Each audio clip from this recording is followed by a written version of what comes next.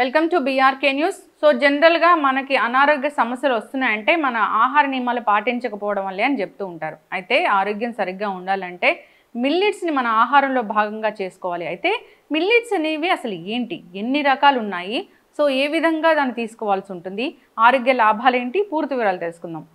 ప్రస్తుతం మనతో పాటు ఉన్నారు Pragati Sudhama, chairman and managing director doctor GBK Rao గారు. డాక్టర్ గారు నమస్తే.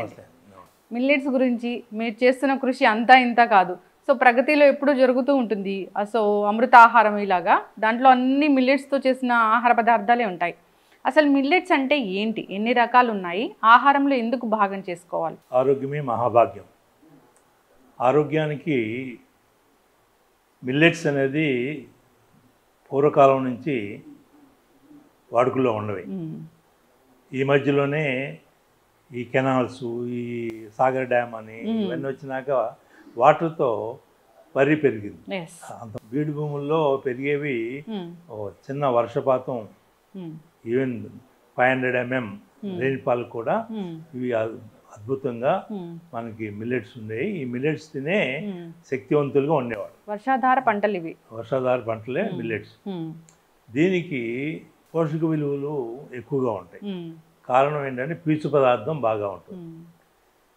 ఈ గ్లూకోజ్ అనేది మనకి ఎంత కావాలనేది 6 యూనిట్స్ ఉంటే దీంట్లో కరెక్ట్గా 6 యూనిట్సే ఉంటుంది. అదే మీరు రైస్లో 9 యూనిట్స్ ఉంటుంది. 3 times తీసుకుంటే 3 times 27 యూనిట్స్. మనకు కావాల్సింది ఓన్లీ 6. అందువలన ఒబేసిటీ రావడానికి, ఒబేసిటీతో అనేక రకాల అనారోగ్య సమస్యలు రావడం, ఈవెన్ భార్యాభర్తల మధ్య ఆ శృంగారత్వం కూడా పోతుంది. ఆరోగ్యవంతంగా ఎప్పుడు ఉంటారంటే మనిషి సప్తధాతువులు పుష్టిగా ఉంటాయి. సప్తధాతువుల్ని పుష్టిగా చేయగలిగేది ఈ సిరిధాన్యాలు. దీంట్లో పీచు పదార్థమే కాకుండా ఐరన్ కాంటెంట్, మనకి ఏదైతే పోషక పదార్థాలు కావాలో ఇవన్నీ సమృద్ధిగా దొరుకుతాయి. ఇవి స్లోగా మనకి రిలీజ్ అవుతుంది. ఏది ఈ గ్లూకోజ్ ఒకేసారి డంప్ చేయి. అందుకే షుగర్ ఉన్న వాళ్ళు ఖచ్చితంగా మిల్లెట్స్ తినాలని చెప్తారు. వాళ్ళు మిల్లెట్స్ తినటంతో 1-2 years చేస్తే అన్ని సమస్యలు పోతాయి. డయాబెటీస్ అనే కాకుండా ఆరోగ్య సమస్యలు అన్నీ పోతాయి. అందువల్ల మనం వీటిలో 5 రకాల సిరిధాన్యాలు అంటాం. 5 types. ఈ 5 typesలో మీకు ఓదలు, సామలు, అరికెలు, కొర్రలు, ఈ 5 ఇంకా అనేక రకాల మిల్లెట్స్ ఉన్నాయి. కానీ ఈ 5 మనం కాదర్వల్లి గారు అని, డాక్టర్ కాదర్వల్లి గారు ఈ అన్నింటినీ స్టడీ చేసి ఒక 5-6 సంవత్సరాలు వీటిలో ఒక 5 ఈ సిరిధాన్యాలు తప్పకుండా మనం రైస్ బదులు, వీటి బదులు, వీటంటే గోధుమల బదులు వీటిని తీసుకోవడం వలన మీ ఆరోగ్య సమస్యలన్నీ పోతాయి అనేది వారు తీసుకొచ్చినాక ఇది అందరిలోకి ఇప్పుడు ప్రచారం బాగా జరుగుతుంది. అందువల్ల వీటిని దేనికి దానికే వండుకోవాలి, కానీ ఇవన్నీ 5 కలిపి మనం పిండి చేసుకుని తీసుకోవటం, 2 కలిపి తీసుకోవటం, ఏది తీసుకున్నా మార్నింగ్ ఇడ్లీ కానీ, చపాతీ కానీ, ఉప్మా కానీ, దోశ కానీ, మీరు అన్నంగా కానీ ఏది తీసుకున్నా ఒకే రకం 1 రోజు 2 రోజులు తీసుకుని మళ్ళా వేరే దాంట్లోకి వెళ్ళాలి. అంతేగాని మనం 5 కలిపేసి కొంతమంది పిండి చేసి ఏదో కలిపి ఈ మధ్య మల్టీ మిల్లెట్ అనే అసలు మంచిదే కాదు. దేనికి దానికే మీరు 1 రోజు విడిచి 1 రోజు మార్చండి, అయితే 2 రోజులుగా తీసుకోండి, 3 రోజులుగా మార్చుకుంటూ చేస్తేనే దీని ఫలితం బాగా ఉంటుంది. ఖచ్చితంగా డాక్టర్ గారు చాలా చక్కగా చెప్పారండి. సో మొదటిసారిగా ఒక మిల్లెట్ అది ఎలా ఉంటుంది స్ట్రక్చర్, అంటే ఊదల గురించి అది ఎలా ఉంటుంది, అసలు దీన్ని ఏ విధంగా వండుకోవాలి, దీన్ని తీసుకుంటే ఆరోగ్య లాభాలు అంటే ఏంటి? ఇది ఊదలు చూడటానికి ఇలా ఉంటాయి. బార్నియార్డ్ మిల్లెట్, దీని యొక్క ఉపయోగాలు ఇంత అంతా కాదు. దీంట్లో ఫైబర్ కాంటెంట్ దాన్ని బట్టే మీకు ఎక్కువగా ఊదలు అనేది మూత్రపిండాలకి బాగా మనకి కాలేయం, ఏదైతే కిడ్నీస్, లివర్ వీటికి అద్భుతంగా పనిచేస్తుంది. ఇవి ఎప్పుడైతే కిడ్నీస్ పనిచేయట్లేదో అప్పుడు అయిపోయింది, అనారోగ్యం స్టార్ట్ అయింది. కిడ్నీస్, లివరు, ఈ లివరు కొద్దిగా ఉన్నా కూడా తిరిగి మళ్ళా పూర్తిగా లివర్ బాగు చేయడానికి అవకాశం ఉంటుంది. దానికి ఈ మిల్లెట్స్ ఎప్పుడైతే స్టార్ట్ చేస్తారో ఈ మిల్లెట్స్తో పూర్తిగా అందులో ఊదలు అనేది ఈ లివర్ కిడ్నీకి బాగా ఉపయోగపడుతుంది. ఊదలతోని మనం రైస్ చేసుకుని తీసుకుంటాం. ఊదలు వీటిని మనం ఒక పొద్దున్నే తినాలంటే రాత్రి నానబెట్టుకోవాలి.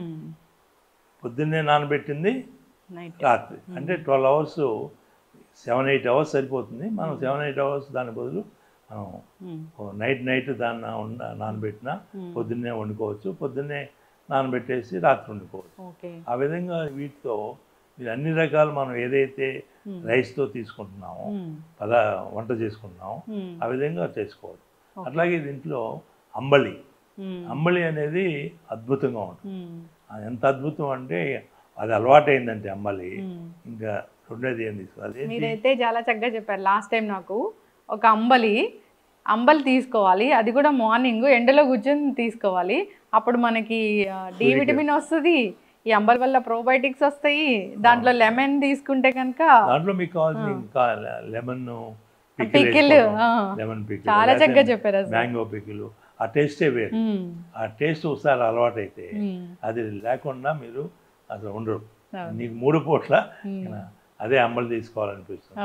ఆ విధంగా మీరు ఆరోగ్యానికి సిరిధాన్యాలని మనం ఏ విధంగా రోజువారీ వాడుకుంటామో దానికి తగ్గట్టుగానే మనం వ్యాయామం కూడా ఉండాలి. ఇవి వ్యాయామం లేకపోతే బాడీలో అన్ని నర్వ్ సిస్టమ్ దగ్గర నుంచి బ్రెయిన్ దగ్గర నుంచి సప్తధాతువులు పుష్టిగా రావు. సిరిధాన్యాలు తీసుకోవాలి, దాంతో పాటుగా వ్యాయామం చేయాలి. దాంతో నీరు ఎంత తీసుకోగలిగితే ఎంత మంచిది. మినిమం 1.2 లీటర్ మాత్రం రోజుకి తీసుకోవాలి. ఇంకెక్కువ తీసుకున్నారనుకో 4-5 లీటర్లు ఇంకా మంచిది.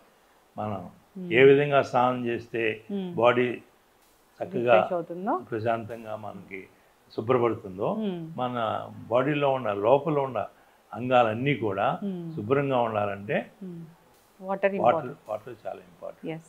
ఈ ఊదలు కిడ్నీ ఇష్యూస్, లివర్ ఇష్యూస్ ఉన్న వాళ్ళు తీసుకోవాలి. అంటే లివర్ సమస్య ఉంది అంటే ఖచ్చితంగా ఈ డయాబెటీస్ ఉన్నట్లే కదా. లివర్కి ప్రాబ్లం వచ్చిందంటే అన్ని రకాల ప్రాబ్లం, కళ్ళగలుకులు, కామెర్లు ఇవన్నీ ఉన్నప్పుడు అవన్నీ పోగొట్టాలంటే వెంటనే ఈ వీటికి ఊదలు అనేది మనం ఈ ఊదలు అనేవి ఇవి కూడా ఆర్గానిక్, ఇన్ఆర్గానిక్ అలా ఉంటాయా? వీటిని మనం జనరల్గా ఇవన్నీ ఊదలు మెట్ట పొలాల్లో ఎక్కడైతే వర్షాధారంతో పండిస్తారో అక్కడే ఉంటాయి. వర్షాధారంతో పండించే చోట ఇవి ఉండవు. ఏది ఈ కెమికల్ ఫెర్టిలైజర్స్, ఈ పెస్టిసైడ్స్ వాడరు. అందువల్ల మనం మరీ మూసీ రివర్లో పండిస్తే తప్ప బయట ఎక్కడైనా మనం సాధారణంగా ఇవి కొంతకాలానికి భూమిని కూడా శుద్ధి చేస్తుంది, సాయిల్ని కూడా మార్చేస్తుంది, దాంట్లో ఉన్న విష కూడా తీసేస్తుంది. ఇవి ఓదులు బార్నియార్డు అనే దానికి ఎంత అద్భుతమైన ఉపయోగాలు ఉన్నాయంటే బలహీనత, అందరికీ నాకు రక్త బలహీనత అని, లేకపోతే నాకు మైండ్ సరిగా లేదు, నాకు టైర్సమ్గా ఉన్నాను, కళ్ళు ఇదిగా ఉన్నాయి, ఇవన్నీ కూడా పూర్తిగా నివారించగలిగేది ఇది.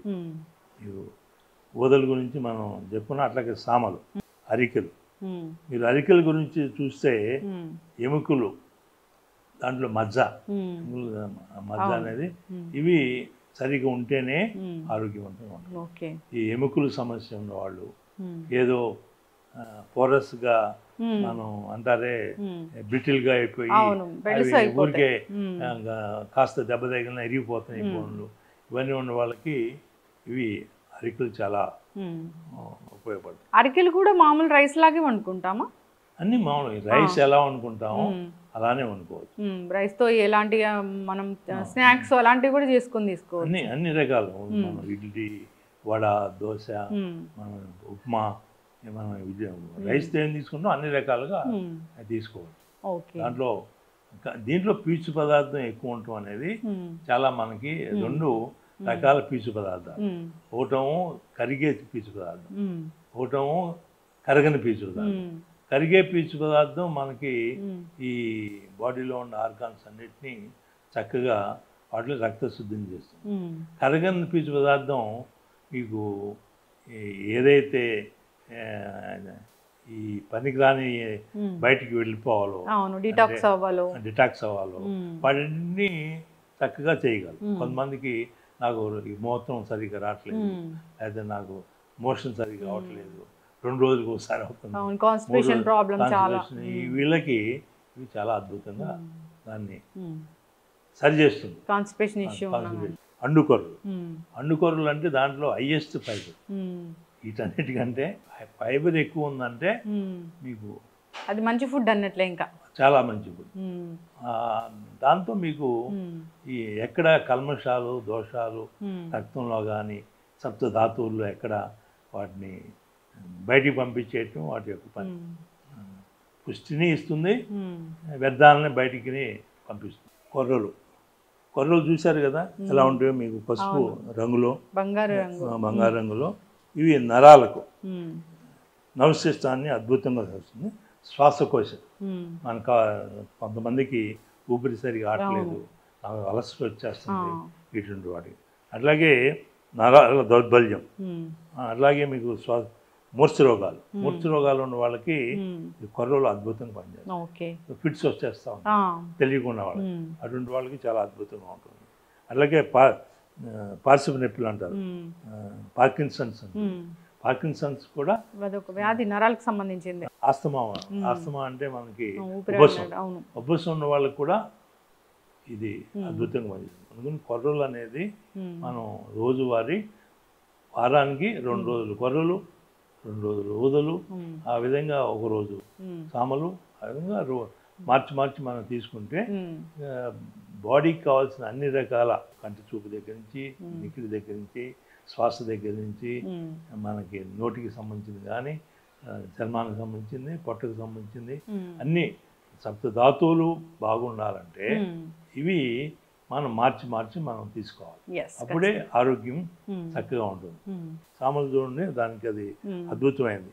జననాంగాలు అంటే మనం పిల్లలు లేని వాళ్ళు, పిల్లలు బాగా ఉండాలన్నా, పిల్లలు బాగా ఇన్ఫర్టిలిటీ ఇష్యూ చాలా ఎక్కువైపోయింది మధ్య. అవును, అందువలన దాంట్లో వీర్యకరణాలని బాగా ఉత్పత్తి చేస్తుంది. ఇది మంచి. అందుకని సామల్ని ఈవెన్ వెంకటేశ్వర స్వామికి కూడా ఈరోజు కూడా వకులాదేవి అప్పుడు సామలే ఎక్కువగా సామలు ఇస్తూ ఉండేదని ఈరోజు కూడా వెంకటేశ్వర స్వామికి సామలు అనేది ముందు పెడతారు. దాన్ని ప్రసాదంగా మనం తీసుకోవాలి. మనం తీసుకుంటే మనలో ఈ శక్తి వస్తుంది. అది భగవంతుడికి పెట్టడం అనే దాంట్లో అది ఉద్దేశం ఏంటంటే మీరు కూడా భగవంతుడు ఆ విధంగా మంచి చేయిస్తాడు కాబట్టి, మంచి తిన్నాడు కాబట్టి, ఆ విధంగా అంత శక్తివంతుడు, బలవంతుడు, ఐశ్వర్యవంతుడు అయ్యాడు కాబట్టి అవే మీరు కూడా తీసుకోవాలి. వాటిని వారికి పెట్టినట్టు పెట్టి మనం ప్రసాదంగా మనం స్వీకరించాలి. సో 5 types ఆఫ్ మిల్లెట్స్ ఇది. ఈ 5 రకాల మిల్లెట్స్ మెయిన్ మనకి చూడవలసిన దీంట్లో ఏంటంటే నానబెట్టడం అనేది ముఖ్యం. రాత్రిలో నానబెట్టి పొద్దున్న వంట, పగలల్లో నానబెట్టి రాత్రి వంట. ఈ వంట చేసుకునేటప్పుడు తిప్పుతూ ఉండాలి. ఏంటంటే అది నీళ్ళు పోసేసి ఉడకబెట్టి అన్నంలాగా అట్లా కాకుండా ఎంత తిప్పుతుంటే అంత మీకు బాగా అది ప్రతి అణువు వాటర్ కంటెంట్ దాంట్లో వెళ్ళి అది సరిగ్గా ఆహారానికి మనం జీర్ణ వ్యవస్థ బాగా జరుగుతుంది. అలాంటి దాన్ని అంబలిగా చేసుకునేది అది తప్పకుండా పదే ఎందుకు అంబలి అంటున్నానంటే దీనికి మించింది రుచికరంగా ఉంటుంది, ఎంతో రుచిగా ఉంటుంది. దాంట్లో మీరు మీకు ఇష్టమైంది పీకిలు ఏది వేసుకున్నా కూడా మళ్ళా ఏమి తినొద్దు, నాకు ఓన్లీ అంబలిస్తే చాలు అన్నట్టుగా అంబలితోనే ఉండేవాళ్ళు ఉంటారు. ఇది పంటలు కూడా మనం దీంట్లో పండించేటప్పుడు ఏ ఫెర్టిలైజర్స్, కెమికల్స్, పెస్టిసైడ్స్ ఇవన్నీ వాడిన అవసరం లేదు. అందువల్ల వీటిలో మంచి సారవంతంగా ఉంటుంది. మనం అదే రైసు, గోధుమ ఇవన్నీ మనం దానికి బాగా పెస్టిసైడ్స్ వేస్తాం, అనేక ప్రొడక్షన్ కోసం ఎరువులు వేస్తాం. ఇవన్నీ వేస్తే దాంట్లో ఉన్న ఆ అనారోగ్యం ఏదైతే ఉందో అది మన బాడీకి కూడా అనారోగ్యవంతంగా జరుగుతుంది. అందువల్ల మనం ఈ మిల్లెట్స్ అనేది ప్రాధాన్యతగా మళ్ళా తిరిగి ఈ రోజున ఇప్పుడు పోయింది. అది ఏంటంటే రైస్లోకి వచ్చేసారు. 100కి 90 మంది 99 మంది రైస్కి అలవాటు పడ్డారు. దీంట్లో ఈ మిల్లెట్స్తో పాటుగా మనకి పప్పులు ఉన్నాయి, అనేక రకాల పప్పు దినుసులు. అవి కూడా మనం ఈ పెసరపప్పు, అన్ని రకాల ఏదైతే కూరలు చేసుకోవటానికి కందిపప్పు, ఇవన్నీ కూడా అద్భుతమైనది. అందుకని మనం వడ అంటే మనం గారెలు తీసుకున్న వాళ్ళు శక్తివంతంగా ఉంటారు. అది అరుగుదల కూడా మనకి బాగా చేస్తుంది. కాయ కష్టం చేసేవాళ్ళు ఆ రోజుల్లో నాకు తెలిసిన వాళ్ళు 25 గారెలు తినేవాళ్ళు. ఈరోజు ఒక గారె తినేదానికి అమ్మో అయ్యో అంటున్నారు. ఆ విధమైన శక్తివంతంగా తీసుకురావడానికి సిరిధాన్యాలు చాలా అద్భుతమైనవి, ఆరోగ్యవంతమైనవి. ప్రొడక్షన్ మనం రాబోయే పిల్లలు కూడా వాళ్ళు పుష్టిగా వాళ్ళ యొక్క అన్ని అంగాలు అంగదోషం లేకుండా వస్తారు. లేకపోతే ఒకళ్ళు 5 ఏళ్ళు బదులు 6 ఏళ్ళు 7 ఏళ్ళు, ముక్కు స్ప్లిట్, పెదాల స్ప్లిట్, చెవులు వంక, అన్ని రకాల అంగదోషాలతో పుడుతున్నారంటే సరైన పోషక పదార్థాలు భార్యాభర్తలు తీసుకోలేదని. అందువల్ల మనం కొంతమంది తెలివి లేకుండా ఉంటారు. వాళ్ళకేం తెలియదు. 20 సంవత్సరాలు వచ్చినా కూడా పసిపిల్లల్లాగానే వాళ్ళు ఉంటారు. మానసిక స్థితి పరిణితి ఉండదు, అది తెలియదు. వాళ్ళు పిల్లలాగా ఉంటారు. దానికి కారణం ఏంటంటే మన పోషక పదార్థాలు మనం సరిగ్గా ఇవ్వలేదు, తీసుకోలేదు. అందువల్ల మనం రాబోయే జనరేషన్స్ కూడా మంచిగా ఉండాలి, ధైర్యవంతులుగా సాహసవంతులుగా ఉండడానికి శక్తివంతంగా ఉంటేనే కదా. ఆ శక్తి రావాలంటే ఈ మిల్లెట్స్ అనేది చాలా ముఖ్యమైనది. చేస్తున్న అది కృషి అంతా ఇంత కాదు. ఇవి మరి పండించటంలో మనం నీళ్లు ఉన్నాయి, వరి పండిద్దాం, గోధుమలు పండిద్దాం అనేది పూర్తిగా అది మళ్ళీ తిరిగి నీళ్ళు ఉన్నా కూడా కొద్ది నీళ్ళతోనే మనం వాటర్ అనేది రిసోర్స్. ప్రపంచంలో వాటర్ లేకపోతే ఆ ప్లానెట్ లేదు. వాటర్ ఉంటేనే. వాటర్ ఉండాలంటే మనం ఏ విధమైన మిల్లెట్స్ వాడుకోవడం వలన తక్కువ వాటర్తోనే మనం మిల్లెట్స్, తక్కువ వాటర్ అంటే ఓన్లీ రెయిన్ఫాల్తో సరిపోతుంది. వేరే మనం వాడే వాటరు ఒక్కొక్క కేజీకి 20,000 లీటర్స్, మనం 10 to 20,000 లీటర్స్ మనం వాడుతున్నాం ఒక కేజీ రైస్ పండించాలంటే. దీనికి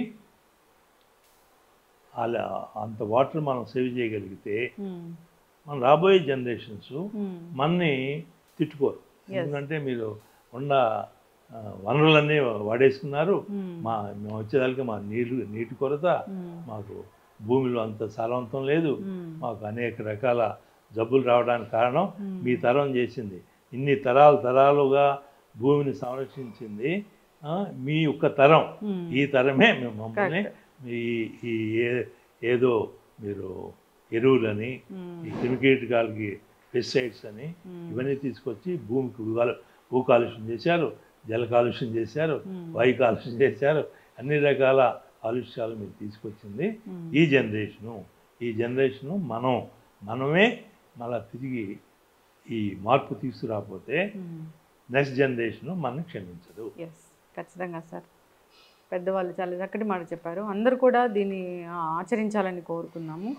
ఆరోగ్యవంతంగా ఉండడం అనేది ఒక గొప్ప వరము. సో ఆరోగ్యం కోసము మన ఆహార నియమాలు ఖచ్చితంగా పాటించాల్సిందే. మీరు చెప్పిన విధంగా రైస్, వీట్ ఇలాంటివి కాకుండా ఈ మిల్లెట్స్ తీసుకోవాలి. మిల్లెట్స్ని క్యాన్సర్ పేషెంట్స్ కూడా మిల్లెట్స్ ఇవ్వాలని చెప్తూ ఉంటారు. క్యాన్సర్ కాదు, ప్రతి ఒక్కరూ తీసుకోవాల్సింది.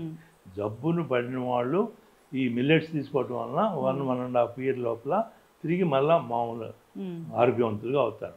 మొదటి నుంచే మనం తీసుకుంటున్నాం అనుకోండి, జబ్బులు బాగానే పడము. ఆ జబ్బులు బాధ పడటమే కాకుండా ఒక శక్తివంతంగా, ఒక యవ్వనం, ఆ గ్లో కూడా దీనివల్ల మీకు, లేకపోతే నీరసంగా ఏదో ఎందుకు బతుకుతున్నాం అనే దాంట్లో చాలామంది ఏదో గడిపేస్తున్నారు. అవును. అదే మన యాక్టివ్ లైఫ్ ఉండాలి. యాక్టివ్ లైఫ్ ఉండాలంటే శక్తివంతంగా ఉండాలి. శక్తివంతంగా ఉండాలంటే శక్తివంతమైన ఆహారం తీసుకోవాలి. ఎస్, అది మిల్లెట్స్. ఖచ్చితంగా సార్. దీన్ని వండుకునే విధానం కూడా చాలా మందికి తెలియట్లేదు. చాలా సోక్ చేసి దాన్ని ఒక పద్ధతి ప్రకారంగా దీన్ని కుక్ చేయాల్సి ఉంటుంది. 1 నైట్ సోక్ చేసింది పొద్దున్నే వండుకోవాలి. ఎస్. డే టైం అంతా సోక్ చేసింది రాత్రి వండుకోవాలి. ఇది సింపుల్.